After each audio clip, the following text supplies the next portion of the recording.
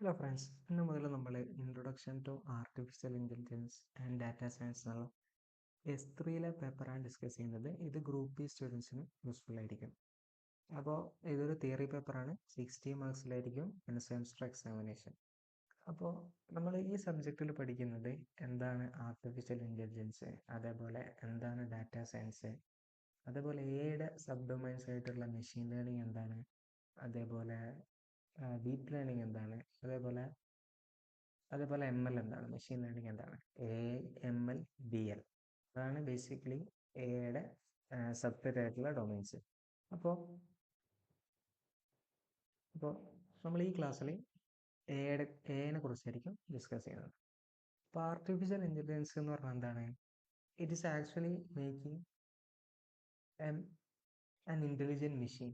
അതായത് ഒരു ഇൻ്റലിജൻ്റ് ആയിട്ടുള്ള ഹ്യൂമൻ ഇൻ്റലിജൻസ് സിമുലേറ്റ് ചെയ്യിക്കാൻ പറ്റുന്ന ഒരു മെഷീനെ എങ്ങനെ ഡെവലപ്പ് ചെയ്യുക എന്നുള്ളതാണ് ആർട്ടിഫിഷ്യൽ ഇൻ്റലിജൻസിൽ നമ്മൾ കൺസേൺഡ് ആയിട്ടുള്ളത്.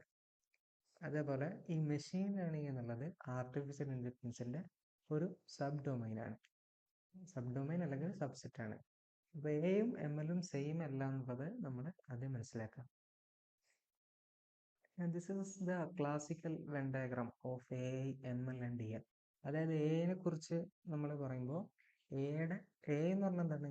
ഹ്യൂമൻ ഇൻ്റലിജൻസ് എങ്ങനെ സിമുലേറ്റ് ചെയ്യിക്കാം, അതിനെ ആ പ്രോസസ്സിനെയാണ് നമ്മൾ എന്ത് ചെയ്യുന്നത്? ആർട്ടിഫിഷ്യൽ ഇൻ്റലിജൻസ് എന്ന് വിളിക്കുന്നത്. ഇനി മെഷീൻ ലേണിംഗ് എന്ന് പറയുന്നത് ആർട്ടിഫിഷ്യൽ ഇൻ്റലിജൻസിൻ്റെ എന്താണ്? ഒരു സബ് ഡൊമൈനാണ്. അതായത് നമ്മൾ ഡാറ്റാസ് കൊടുത്തിട്ട് ഒരു കമ്പ്യൂട്ടർ മോഡലിനെ അല്ലെങ്കിൽ ഒരു കമ്പ്യൂട്ടറിനെ നമ്മൾ പ്രഡിക്ഷൻ, അതായത് നമ്മൾ ഡാറ്റാസ് കൊടുത്ത് ട്രെയിൻ ചെയ്തിട്ട് ആ ഡാറ്റാസ് നിന്ന് ചില ഇൻസൈറ്റ്സ് ഡെവലപ്പ് ചെയ്യുക എന്നുള്ളതാണ് ഈ മെഷീൻ ലേണിംഗ് ചെയ്യുന്നത്.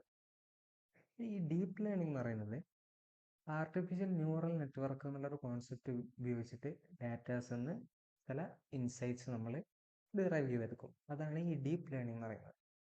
ഈ ഡാറ്റ സയൻസിൽ എന്ന് പറയുന്നത് ഡി എല്ലിൻ്റെ അല്ല, എയുടെ അതായത് ML എന്ന് പറയുന്നത് എയുടെ സബ്സെറ്റ് ആണ്.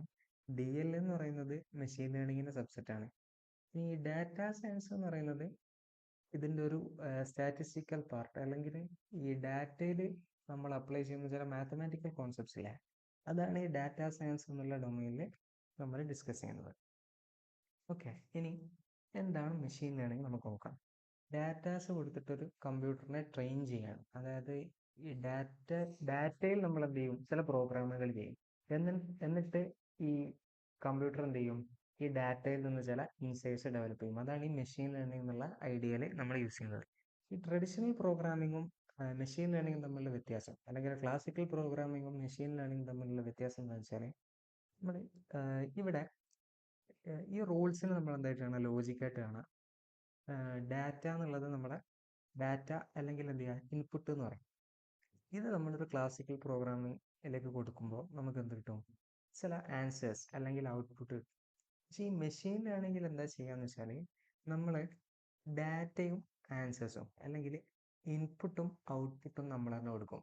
എന്നിട്ട് ഈ മെഷീൻ ലേണിംഗ് മോഡൽ എന്ത് ചെയ്യും? ഇതിൽ ചില ലോജിക് ഡെവലപ്പ് ചെയ്യും. ഇതാണ് ക്ലാസിക്കൽ പ്രോഗ്രാമിങ്ങും മെഷീൻ ലേണിംഗും തമ്മിലുള്ള വ്യത്യാസം. അതായത് ക്ലാസിക്കൽ പ്രോഗ്രാമിങ്ങിൽ നമ്മൾ ലോജിക്കും ഇൻപുട്ടും കൊടുത്തിട്ട് അതിനനുസരിച്ചുള്ളൊരു ഔട്ട്പുട്ടാണ് നമുക്ക് കിട്ടുന്നത്. അതിന് നമ്മൾ എക്സ്പ്ലിസിറ്റ് പ്രോഗ്രാമിംഗ് എന്ന് പറയും. അതായത് നമ്മൾ ചെയ്ത പ്രോഗ്രാമിൻ്റെ അപ്പുറം വേറൊന്നും എന്തില്ല, ക്ലാസിക്കൽ പ്രോഗ്രാമിങ്ങിൽ സംഭവിക്കാനില്ല. അതിനൊന്നും സ്വന്തമായിട്ട് ഡിസിഷൻ എടുക്കാനോ അങ്ങനത്തെ ഒരു ഇതൊന്നും അങ്ങനത്തെ ഒരു എബിലിറ്റി ഒന്നും എന്തില്ല, ക്ലാസിക്കൽ പ്രോഗ്രാമിങ്ങിനില്ല. ഇനി മെഷീൻ ലേണിംഗ് എന്ന് പറയുന്നതിന് നമ്മൾ ബേസിക്കലി ഹ്യൂമൻ ഇൻ്റലിജൻസ് സിമുലേറ്റ് ചെയ്യുന്നതുകൊണ്ട് തന്നെ ഇതിനൊരു ഡിസിഷൻ മേക്കിംഗ് എബിലിറ്റി ഉണ്ട്. അതായത് നമ്മൾ ഈ കൊടുക്കുന്ന ഡാറ്റയും ഇൻപുട്ടും അനുസരിച്ചിട്ട് അതിൻ്റെ ലോജിക്ക് അത് തന്നെ ഫൈൻഡ് ചെയ്യും. അതാണ് ഈ മെഷീൻ ലേണിങ്ങിൻ്റെ ഐഡിയ. ഇനി ഈ മെഷീൻ ലേണിങ്ങിനെ നമ്മൾ 3 ടൈപ്പായി തിരിച്ചിട്ടുണ്ട്: supervised learning, unsupervised learning, reinforcement learning.